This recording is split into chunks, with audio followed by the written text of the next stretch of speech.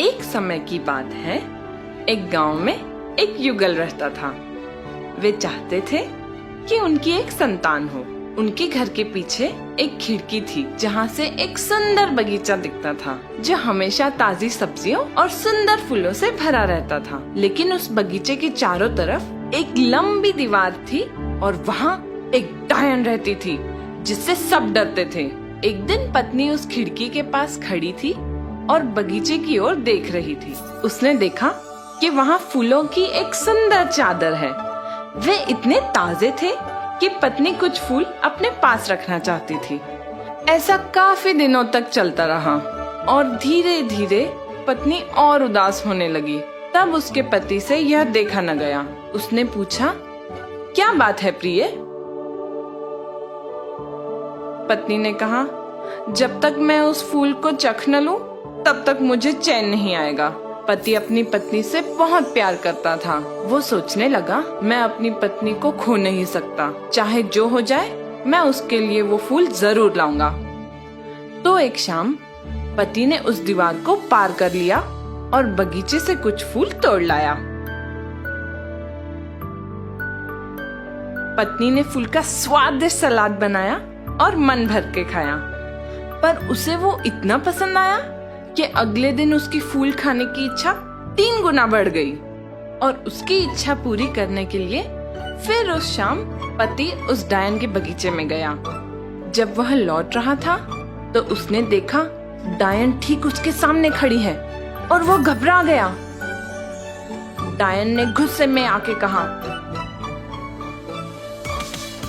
तुम्हारी हिम्मत कैसे हुई मेरे बगीचे से फूल चुराने की? तुम्हें सजा भुगतनी होगी। पति ने कहा, मुझ पर दया कीजिए, मैंने ये सिर्फ अपनी पत्नी के लिए किया है। अगर वो इस फूल को नहीं खाती तो वह उदास रहती, जो मुझसे देखा न गया। तो डायन बोली, ठीक है, तुम जितने चाहो उतने फूल ले जाओ, लेकिन एक शर्त पर, तुम्हारी जो भी संतान होगी वह तुम मुझे दोगे। मैं उसे एक माँ की तरह पालूंगी। पति ने घबराकर डायन की शर्त मान ली और जब उनकी संतान हुई तो डायन ने फूल की तरह उस बच्ची का नाम रैपुंज़ेल रखा और उस बच्ची को अपने साथ लेकर चली गई। रैपुंज़ेल बहुत ही सुंदर थी।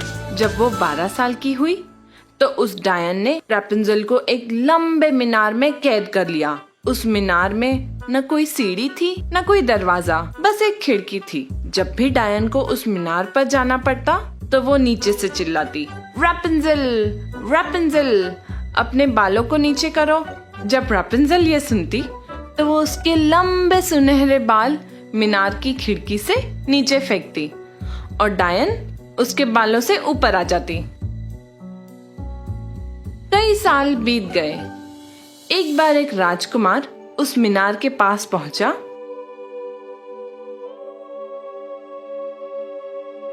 और उसने एक मधुर आवाज सुनी।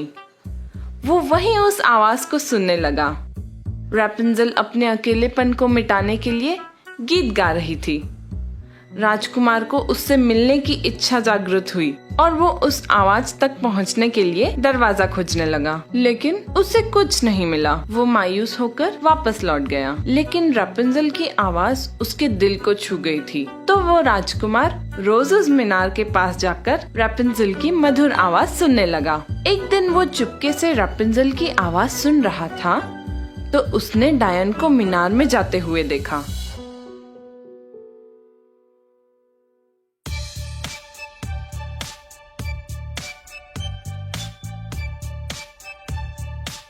राजकुमार ने सोचा, अगर यही एक तरीका है मीनार तक पहुंचने का, तो मैं भी अपनी किस्मत आजमाऊंगा।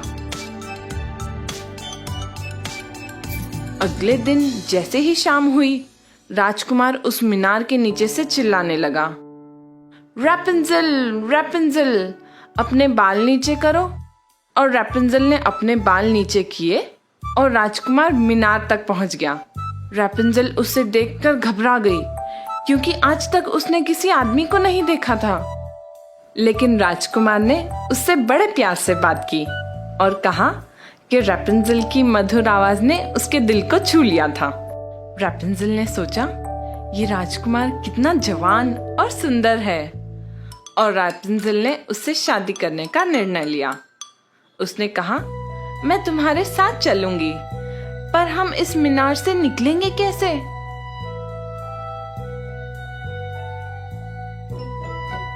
जब भी तुम मुझसे मिलने आओ तो तुम एक रस्सी ले आना, जिससे मैं एक सीढ़ी बनाऊंगी। जैसे ही वो सीढ़ी तैयार हो जाएगी, मैं इस मीनार से उतरकर तुम्हारे साथ चलूंगी।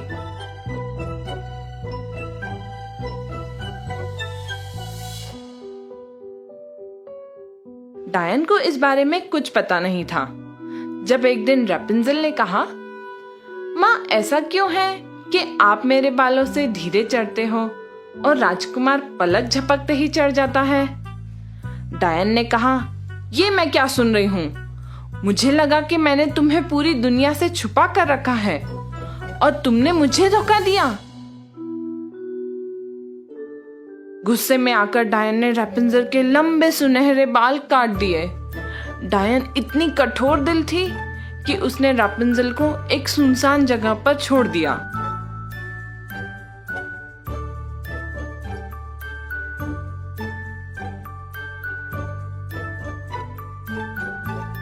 उसी शाम जब राजकुमार ने मीनार के नीचे से आवाज लगाई, रैपुंज़ेल, रैपुंज़ेल, अपने बाल नीचे करो, तो उस डायन ने रैपुंज़ेल के कटे हुए बाल नीचे किए और राजकुमार मीनार पर चढ़ गया। लेकिन रैपुंज़ेल की जगह उसने देखा कि वहाँ डायन है। हा! डायन ने कहा, तुम्हारी प्रिय रैपुंज़ेल यहाँ नहीं है, तुम उससे कभी नहीं मिल पाओगे। राजकुमार ने दुख में मीनार से छलांग लगाई, लेकिन मीनार के नीचे जो कांटे थे वो उसकी आंख में चले गए। बेचारा अंधा राजकुमार मायूस होकर जंगल में रहने लगा।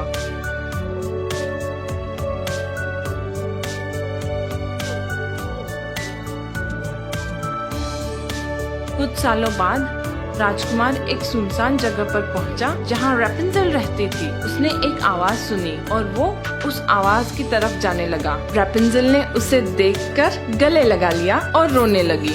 जब उसके आंसू राजकुमार की आंख पर गिरे तो राजकुमार फिर से देखने लगा। राजकुमार रैपुंज़ेल को अपने राज्य में ले गया, जहाँ वे खुशी खुशी रहने लगे।